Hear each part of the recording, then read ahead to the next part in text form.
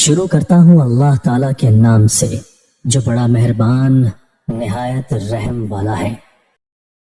حضرت سیدنا ابو موسیٰ اشعری رضی اللہ تعالیٰ عنہ سے مروی ہے کہ رسول کریم صلی اللہ تعالیٰ علیہ وآلہ وسلم نے ارشاد فرمایا، جس نے 2 ٹھنڈی نمازیں پڑھی وہ جنت میں داخل ہوگا۔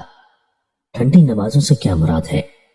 2 ٹھنڈی نمازوں سے مراد فجر اور عصر کی نمازیں ہیں، جیسا کہ مسلم شریف کی روایت میں فجر و عصر کے الفاظ موجود ہیں۔ امام خطابی علیہ رحمت اللہ الہادی فرماتے ہیں، چونکہ یہ دونوں نمازیں دن کے ٹھنڈے اوقات میں پڑھی جاتی ہیں، ان اوقات میں ہوا خوشگوار ہوتی ہے اور گرمی کی شدت ختم ہو جاتی ہے، اس لیے ان نمازوں کو ٹھنڈی نمازوں سے تعبیر کیا گیا ہے۔ علامہ محمد بن علان شافعی علیہ رحمت اللہ القوی فرماتے ہیں، ان 2 نمازوں کو بطور خاص ذکر کرنے کی وجہ یہ ہے کہ فجر کا وقت میٹھی نیند کا وقت ہے اور عصر کا وقت کام کاج اور تجارت کا اختتام اور رات کے کھانے کی تیاری کا وقت ہوتا ہے۔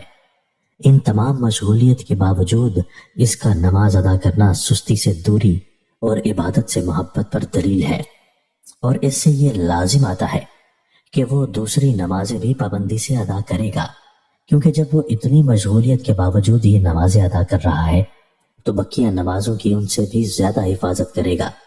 ایک قول یہ ہے کہ 2 ٹھنڈی نمازوں سے مراد فجر و عشاء کی نماز ہے، چونکہ عشاء کے وقت بندے پر اونگ طاری ہوتی ہے، کھانا کھا لینے کی وجہ سے بدن بوجھل ہو جاتا ہے اور اس حالت میں نماز پڑھنا نفس پر بہت گرا ہوتا ہے، لہٰذا اس حالت میں نماز پڑھنا بلا عذاب جنت میں داخلے کا سبب ہے۔ 2 نمازوں کے بطور خاص ذکر کی وجہ اللہ عز و جل نے مسلمانوں پر 5 نمازیں فرض کی ہیں، پھر ان 2 نمازوں کو بطور خاص ذکر کیوں کیا؟ ان 2 نمازوں کو خاص طور پر ذکر کرنے کا مقصود ان کی عظمت کو بیان کرنا اور ان کی محافظت پر ترغیب دلانا ہے، کیونکہ ان نمازوں میں فرشتے حاضر ہوتے ہیں۔ حضرت سیدنا ابو ہریرہ رضی اللہ تعالیٰ عنہ سے روایت ہے کہ حضور نبی رحمت صلی اللہ تعالیٰ علیہ وآلہ وسلم نے ارشاد فرمایا کہ میں تمہیں وہ چیز نہ بتاؤں جس کے ذریعے اللہ عز و جل خطاؤں کو مٹاتا اور درجات بلند فرماتا ہے؟ صحابہ کرام نے عرض کی، جی ہاں، کیوں نہیں یا رسول اللہ صلی اللہ تعالیٰ علیہ وآلہ وسلم۔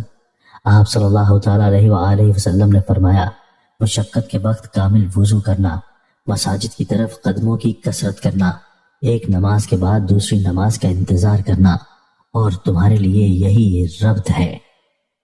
نامہ اعمال سے خطاؤں کا مٹنا۔ حضرت سیدنا قاضی ایاز رحمت اللہ علیہ نے فرمایا، گناہوں کا مٹنا مغفرت سے کنایا ہے، اور یہ بھی احتمال ہے کہ اس سے مراد نامہ اعمال سے خطاؤں کا مٹانا ہو۔ خطاؤں سے مراد گناہ صغیرہ ہیں، نہ کہ کبیرہ۔ اللہ عز و جل سے دعا ہے کہ وہ ہمیں نماز کے انتظار جیسی عظیم سعادت کی توفیق عطا فرمائے، آمین۔